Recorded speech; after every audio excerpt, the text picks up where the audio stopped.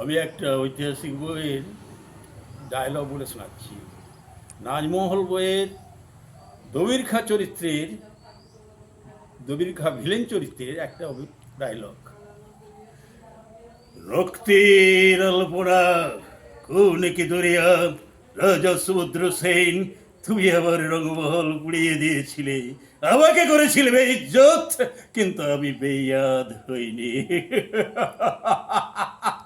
ওই তো সমুদ্রগড়ের আসমানে আমি ছড়িয়ে দিয়েছি মুঠো মুঠো কালো মেঘ।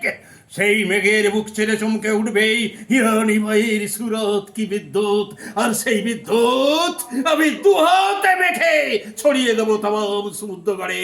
সমুদ্রগড় হবে শ্মশান, তুমি উঠবে ডুগরে ডুগরে কেঁদে, আর আমি উঠবো রাক্ষসের মতো অট্ট হাসি হেসে।